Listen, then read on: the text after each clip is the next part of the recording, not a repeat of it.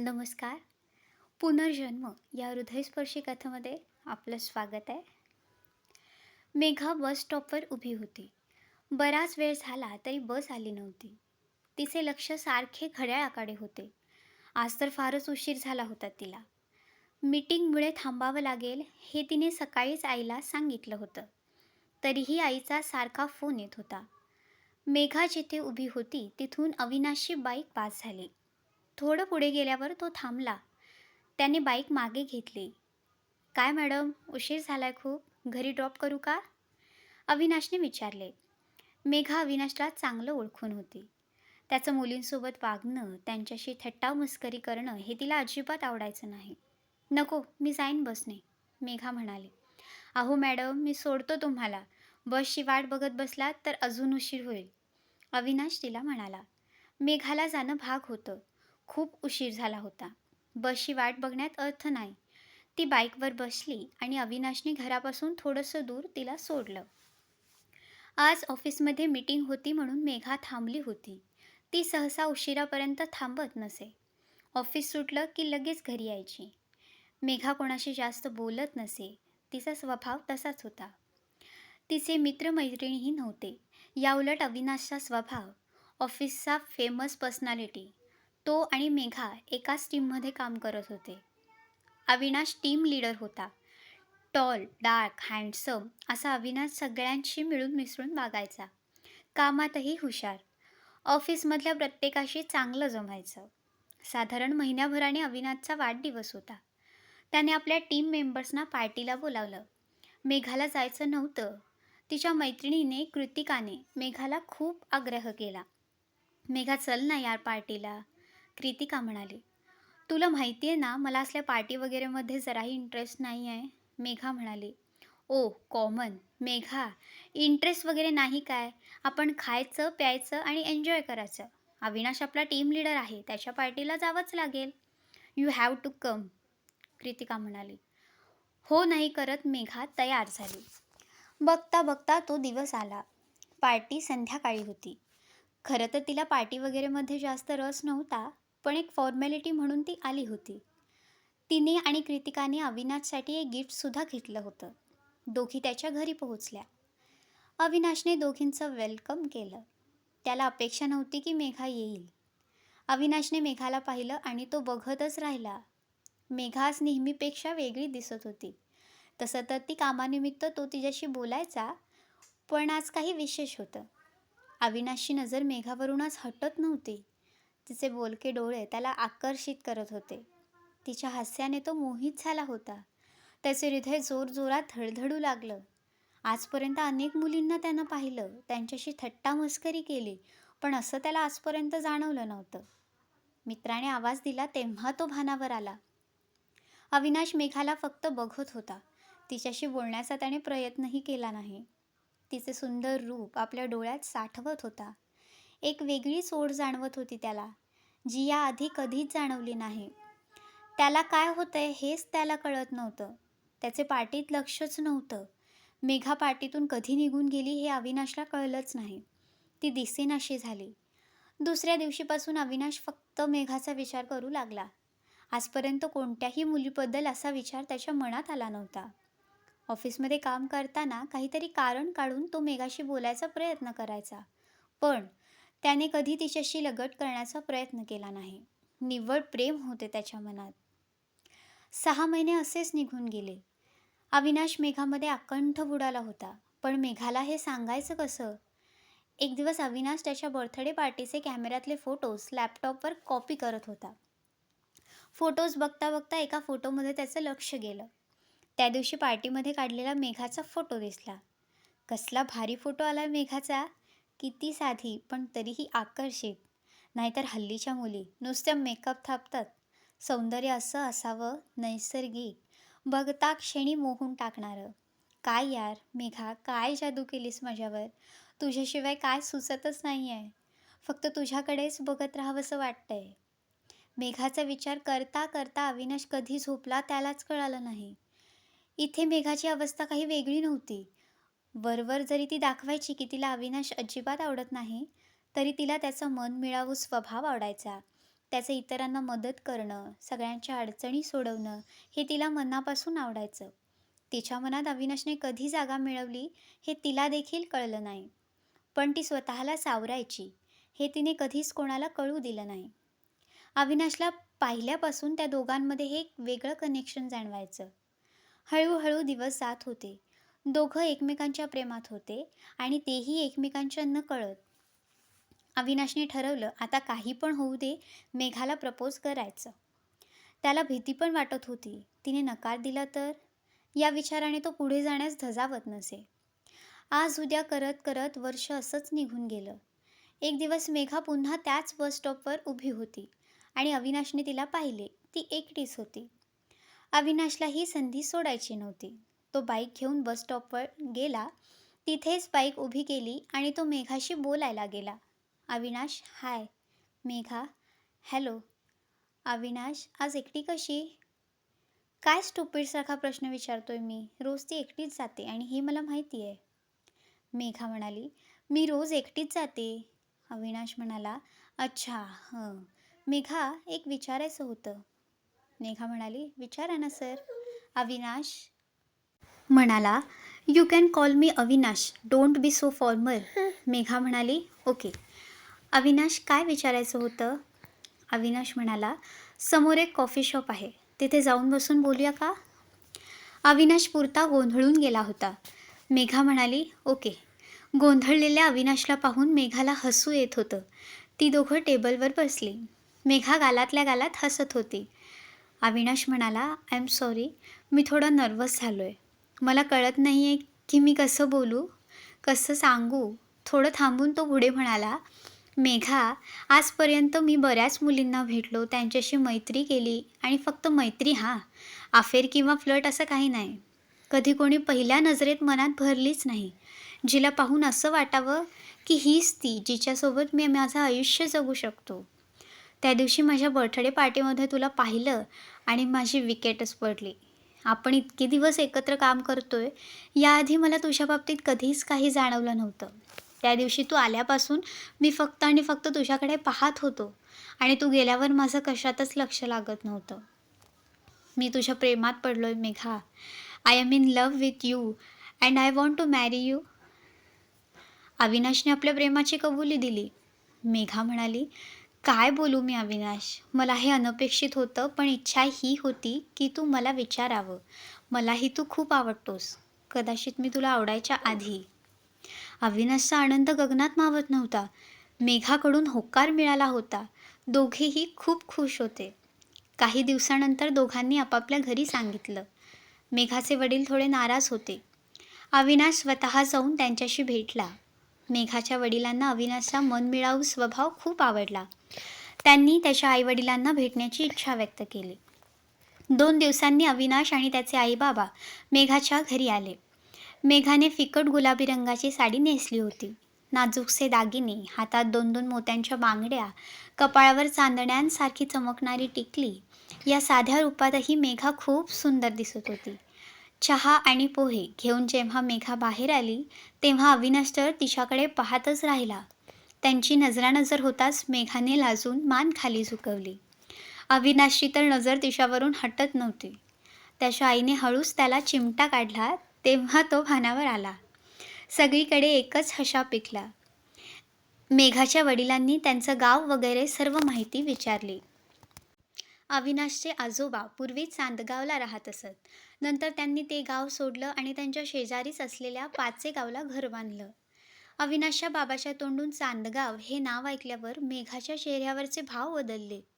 का कोण जाणे त्या गावाचे नाव तिला ओळखीचे वाटत होते, अगदी जवळचे. हे नाव कुठेतरी ऐकलंय, पाहिलंय, पण कुठे ते तिला आठवत नव्हतं. स्थळ पसंत असल्याचं आणि पुढच्या बोलणीसाठी भेटण्याचं ठरवून अविनाश आणि त्याचे आईबाबा निघाले.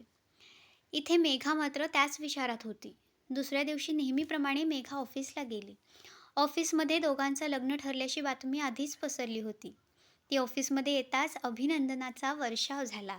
मेघा खूप खुश होती आणि अविनाशही. लंच टाईममध्ये दोघे एकत्र जेवायला बसले. अविनाशच्या लक्षात आले की मेघा कसल्या तरी विचारात आहे.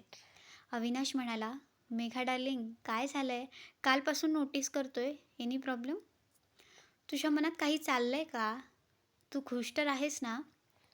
मेघा म्हणाली, "हो अविनाश, मी ठीक आहे. And of course I am happy." Avinash, आता आपलं लग्न होणार आहे. तेव्हा मला असं वाटतं की आपण एकमेकांपासून काहीही लपवायला नको. मला माहीत आहे की यू आर ओपन बुक. त्या दिवशी प्रपोज करतानाच तू म्हणालास की तुझ्या आयुष्यात आलेली मी एकमेव मुलगी आहे. Now it's my turn. Avinash, Megha, मी तुला चांगलं ओळखतो आणि हे बघ, मला तुझ्या भूतकाळाशी काही घेणं देणं नाही. मेघा म्हणाली, "नाही अविनाश, मला तुला काही सांगायचं आहे. मला लहानपणापासून काही स्वप्न पडत आहेत, ती आजही पडतात. भयानक, अविश्वसनीय. त्या स्वप्नात मला एक गाव दिसतं, एक शेत दिसतं. त्या शेतात बरीच माणसं काम करताना दिसतात. एक मुलगी दिसते 20-22 वर्षांची आणि एक वाडा दिसतो. वाडा तर खूप मोठा आहे. एखाद्या प्रतिष्ठित व्यक्तीचा असतो ना, अगदी तसा. वाड्यात खूप मोठे मोठे फोटो लावलेले दिसतात. वाड्यात खूप खोल्या आहेत.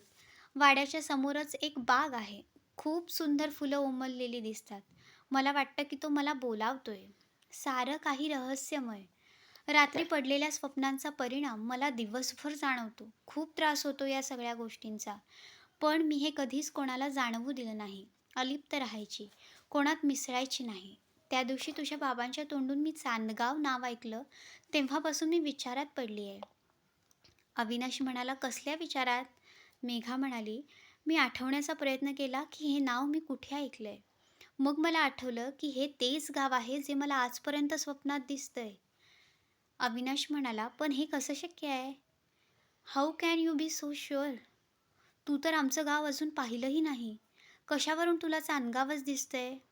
मेघा म्हणाली, "हाच तर विचार मी करतेय. हे कसं शक्य आहे? पण तेच गाव आहे. गावाच्या वेशीवर एक निळ्या रंगाचा बोर्ड आहे. त्यावर गावाचं नाव लिहिलंय. हे दिसतं मला स्वप्नात." अविनाश आश्चर्यचकित होऊन मेघाकडे पाहत होता. कारण ती जे सांगत होती ते खरं होतं. मेघा म्हणाली, "माझं नक्कीच काहीतरी नातं आहे त्या गावाशी. आपलं एकमेकांना भेटणं, एकमेकांच्या प्रेमात पडणं हा योगायोग नाही आहे. त्यामागे काहीतरी कारण आहे, रहस्य आहे." मेघाचे बोलणे ऐकून अविनाशही विचारात पडला. त्याच महिन्यात मेघा आणि अविनाशचं लग्न होणार होतं. "मला गावी जायचंय अविनाश." मेघा काहीशा विचारात होती. "लग्नानंतर तर जायचंच आहे ना?" अविनाश म्हणाला, "मला चांदगावला जायचं आहे. मनावर दडपण ठेवून मला लग्न नाही करता येणार. प्लीज मला घेऊन चल." मेघा विनवणीच्या स्वरात अविनाशला म्हणत होती. अविनाशही तयार झाला. ज्या गोष्टीची मेघा आतुरतेने वाट पाहत होती, ते आता घडणार होतं. तिथेच तर मेघाला तिच्या प्रश्नांची उत्तरे मिळणार होती. अविनाश आणि मेघा गावी जायला निघाले. गावामध्ये आल्यावर त्यांना एक शेत दिसलं. मेघाने गाडी थांबवायला सांगितली आणि ती गाडीतून उतरून त्या शेतावर गेली. हेच ते शेत होतं जे तिला स्वप्नात दिसायचं. या शेतात ती मुलगी दिसायची मला. हेच शेत आहे ते, तिने अविनाशला सांगितलं. जणू काही सर्व प्रसंग डोळ्यासमोर घडत असल्यासारखं तिला वाटत होतं. एक मुलगा आणि एक मुलगी त्या शेतात पाठमोरे पळताना दिसत होते. त्यांचे चेहरे स्पष्ट दिसत नव्हते आणि अचानक त्या मुलाने तिला पाठीमागून पकडलं. त्यांचे चेहरे मेघाला स्पष्ट दिसले. ती मुलगी म्हणजे ती स्वतः होती आणि तो मुलगा होता अविनाश. अविनाश, तिने घट्ट डोळे बंद करून घेतले आणि अविनाशकडे गेली. "मी तुला म्हटलं होतं ना, काहीतरी नातं आहे आपल्या दोघांचं, या गावाचं. आता मी जे काही पाहिलं त्यावर माझा विश्वास बसत नाही आहे. मी आपल्या दोघांना पाहिलं. हो, आपण दोघेच होते." मेघा शांतपणे अविनाशला सांगत होती. "म्हणजे आपण दोघं?" अविनाश आश्चर्यकारक होऊन बघत होता. "हो, आपल्या दोघांचा पुनर्जन्म झाला आहे," मेघा म्हणाली. अविनाशचा अजूनही विश्वास बसत नव्हता. कारण आजपर्यंत त्याला मेघासारखं कधीही काही जाणवलं नव्हतं. या शेतात तू आणि मी भेटायचो, चोरून. आपण खूप प्रेम करायचो एकमेकांवर. तुला नाही आठवत का रे? एकत्र शाळेत जायचो, खेळता खेळता कधी एकमेकांचे झालो हे कळलंच नाही. मेघा त्याला आठवण करून देत होती. अविनाशही आठवायचा प्रयत्न करत होता. त्याचं डोकं सुन्न झालं होतं. तो डोळे बंद करून तिथेच बसला, शेताच्या मातीत हात फिरवत. "तुला आवडायचं असं मातीत हात फिरवायला?" मेघा म्हणाली. थोड्या वेळानं ते दोघे गाडीत बसले आणि वाडा शोधू लागले. अविनाश कधीच त्या गावी आला नव्हता, तरीही त्याला गाव आपलंसं वाटत होतं. जणू प्रत्येक रस्ता त्याच्या पायाखालून गेला आहे. आता त्यालाही जाणवू लागलं की आपण या गावी राहत होतो. काही वेळातच ते वाड्याजवळ पोहोचले. ती दोघे गाडीतून उतरली. मेघाने तो वाडा पाहिला. तोच वाडा जो तिला इतकी वर्षे स्वप्नात दिसायचा. ती गेटमधून आत गेली. भयान शांतता होती. सगळीकडे वाळलेल्या पानांचा ढीग पडला होता. पक्ष्यांच्या किलबिलाटाने आसमंत भरून गेला होता. ती पुढे जाणार इतक्यात अविनाशने तिला हाक मारली. अविनाश म्हणाला, "मेघा, थांब, नको जाऊस पुढे." मेघा म्हणाली, "अविनाश, हाच तो वाडा आहे, जो मला स्वप्नात दिसतोय. लहानपणापासून. याच त्या भयानक गोष्टी आहेत, ज्यांनी मला आजपर्यंत नीट झोपू दिलं नाही." अविनाश म्हणाला, "मेघा, हा वाडा पडीक आहे. कोणीही येत नसावं इथे. आत एखादं जनावर असू शकतं. प्लीज जाऊ नकोस आत." मेघा म्हणाली, "नाही अविनाश, मला काही होणार नाही." अविनाश म्हणाला, "हा वेडेपणा आहे मेघा." मेघा म्हणाली, "मी जाणार आहे. तू ये अगर नको येऊस." दोघांचा वाद होतो. पण मेघा आत जाते. नाईलाजाने आणि काळजीने अविनाशही तिच्या मागे जातो. दरवाजा अर्धवट उघडाच असतो. एक वेगळाच दर्प येतो दोघांना. भयाण अशा त्या वाड्यात मेघा नजर फिरवते. वाड्यात बरेच मोठे मोठे फोटो लावलेले असतात. वाड्याच्या मालकांचे फोटो असतात. त्यात एका फोटोमध्ये मेघाचा फोटो असतो. त्यात खाली नाव लिहिलेलं असतं कावेरी. म्हणजे मागच्या जन्मीचं माझं नाव कावेरी होतं. तिने अविनाशला तो फोटो दाखवला. तोही आश्चर्यचकित होऊन पाहत होता. हुबेहूब मेघा. दोघांनाही त्यांच्या पुनर्जन्माचं कोडं उलगडत नव्हतं. या वाड्यात काही सापडणार नाही म्हणून त्या दोघांनी गावातल्या लोकांकडे विचारपूस केली. बऱ्याच जणांनी काशीबाबाकडून तुम्हाला वाड्याची माहिती मिळू शकेल असे सांगितले. ते कुठे राहतात वगैरे चौकशी करून काशीबाबाकडे जातात. गावाच्या वेशीवर त्यांचं घर होतं. घर कसलं पडीक झोपडीच ती. मकरंद आणि काशी एकाच वयाचे. वाड्यावर एकत्र काम करत असत. काशी बाबाच्या घरी गेल्यावर आणि अविनाशला पाहिल्यावर त्यांच्या जुन्या आठवणी ताज्या झाल्या. 60 वर्षानंतर ते पुन्हा भेटले. दोघांनी एकमेकांना मिठी मारली. त्यांनी मेघाला पाहिलं. "छोट्या मालकीनबाई साहेब?" काशीने हात जोडले. त्याला विश्वास नव्हता की कावेरी आणि मकरंद त्यांच्यासमोर उभे आहेत. काशी बाबांनी त्यांना वाड्याची कहाणी सांगायला सुरुवात केली. वाड्यावर काशी आणि त्याचे बाबा काम करत असत. वाड्याचे मालक जयसिंगराव एकदम भारदस्त व्यक्तिमत्व. धिप्पाड शरीर, अंगभर सोनं, हातात सोन्याचा कडा, पिळदार मिशा. गावात खूप दरारा होता त्यांचा. लोकांच्या जमिनी बळकावणं, धमकावून पैसे घेणं यासारखी कामं त्यांची माणसे करायची. एक दिवस जयसिंगरावांचा मुलगा उत्तमराव गावातून जात होता. त्याची नजर कावेरीवर पडली. गोरी कांती, उंच बांधा, घारे डोळे असलेली कावेरी त्याच्या नजरेत भरली. रामा शेतकऱ्याची मुलगी कावेरी वडिलांसोबत शेतात काम करत होती. उत्तमरावने तिला पाहिल्यावर तिला मिळवण्याची इच्छा झाली. त्याच्या बदल्यात पैशाचं लालूच दाखवलं. पण असलं काही आम्ही करणार नाही म्हणून रामा शेतकऱ्याने मान्य केलं नाही. उत्तमरावाला राग आला. कावेरीला मिळवण्याच्या वेळाने तो झपाटला. काही पण करून तिला मिळवायचेच या अट्टहासाने तो पेटून उठला. उत्तमरावाच्या वाड्यावर मकरंद गडी म्हणून कामाला होता. कावेरी आणि मकरंद हे एकाच वयाचे. सोबत शाळेत शिकलेले. मैत्री कधी प्रेमामध्ये बदलली त्यांचं त्यांना देखील कळलं नाही.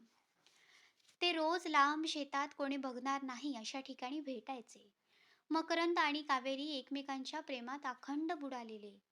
एके दिवशी उत्तमरावने त्यांना पाहिलं. त्याच वेळी कावेरीला पकडून वाड्यावर आणलं आणि तिला खोलीत बंद केलं. मकरंदला खूप मारहाण करण्यात आली. दुसऱ्याच दिवशी उत्तमरावने कावेरीशी जबरदस्तीने लग्न केलं आणि तिच्या मनाविरुद्ध तिचा संसार सुरू केला. काही दिवसात तिला कळलं की आपल्याला एक सवतही आहे. उत्तमरावची पहिली बायको लक्ष्मी, मालकीनबाई. नवऱ्याच्या राक्षसीपणाला कंटाळलेल्या मालकीणबाईला कावेरीशी दया आली. इच्छा असूनही त्या काहीच करू शकत नव्हत्या. काही दिवसातच मालकीनबाई आणि कावेरी म्हणजे छोट्या मालकीनबाईची चांगली गट्टी जमली. दोघींचा दिवस खूप छान जाई.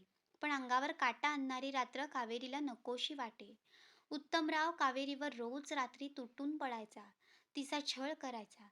लग्नाआधी उत्तमरावाने तिला धमकी दिली होती की तुझ्या आईवडिलांना मारून टाकेन. म्हणून कावेरी सर्व काही सहन करायची. कावेरी खूप मलूल होऊन गेली होती. तिच्या चेहऱ्यावरचे तेज नाहीसे झाले होते. तिचे भकास डोळे शून्यात बघत असायचे. मोठ्या मालकीणबाईला तिची अवस्था बघवत नव्हती. एक दिवस जे नाही घडायला हवं तेच घडलं. उत्तमराव दुसऱ्या गावी गेले होते आणि मालकीणबाई देखील माहेरी गेल्या होत्या. हीच संधी साधून कावेरी आणि मकरंद दोघांनी पळून जाण्याचा निर्णय घेतला. मी खूप समजावलं पण त्यांनी नाही ऐकलं आणि त्याच रात्री ते पळून गेले. इकडे शोधाशोध सुरू झाली. उत्तमराव गावी परतल्यावर त्याने कावेरीचा खूप शोध घेतला. ते काही सापडले नाहीत. दोघं पळून गेले म्हणून त्याने कावेरीच्या आणि मकरंदच्या संपूर्ण कुटुंबाला जीवे मारलं. काशीबाबाच्या डोळ्यात पाणी आलं. आणि उत्तमराव त्यांचं काय झालं? अविनाशने विचारलं.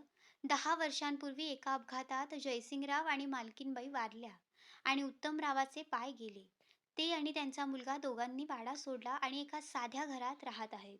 पण तुम्ही दोघं इथे पुन्हा? काशीबाबाला काहीच कळत नव्हतं.